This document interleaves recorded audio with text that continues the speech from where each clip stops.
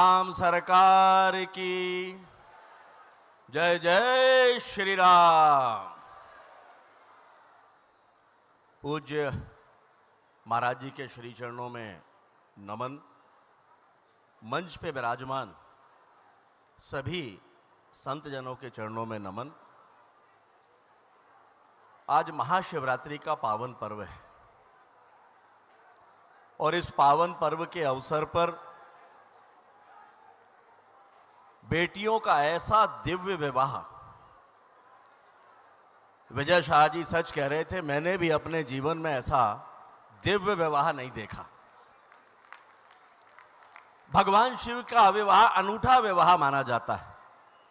उस समय कहते हैं कि सभी उसमें देवता, किन्नर, भूत प्रेत सब उसमें शामिल हुए थे और पूज्य महाराज जी के आशीर्वाद से जो विवाह संपन्न हो रहा है उसमें समाज का, वर्ग का हर वो व्यक्ति जो सकारात्मक भाव लेकर यहां आया है वो इस विवाह में सम्मिलित है और इस विवाह को देखकर हतप्रभ है। अरे कौन कहता है कि इसमें से कुछ बेटियां अनाथ हैं?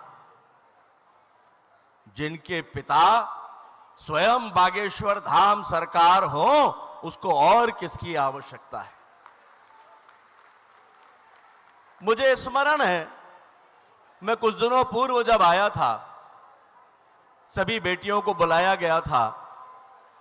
आवश्यक सामग्रियां जब उनको बताई जा रही थी जो दहेज में उनको मिलने वाली हैं, जिनके परिजन होते हैं, जिनके माता पिता होते हैं, आमतौर पर ऐसा दहेज वे भी नहीं दे सकते।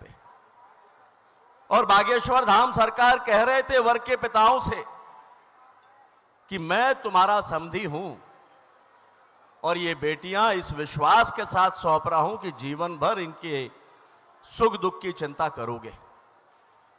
महाराज जी बहुत बड़े बड़े आयोजन देखे हैं, किए भी हैं, लेकिन ये ऐसा आयोजन केवल और केवल आपकी कृपा से और आशीर्वाद से ही संभव है।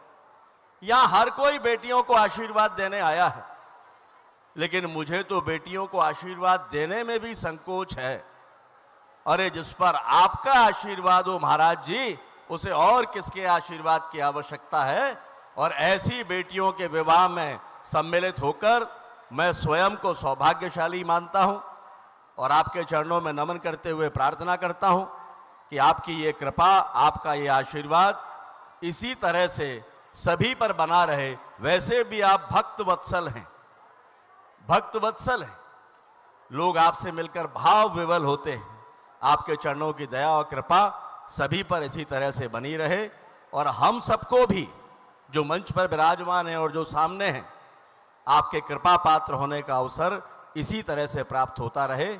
इन्हीं सद्भावनाओं के साथ आपके चरणों में नमन और आप सभी को बहुत बहुत शुभकामनाएं, बहुत बहुत बधाई। बोलिए मेरे साथ एक बार फिर से, बोलिए बागेश्वर धाम सरकार की जय जय श्री राम।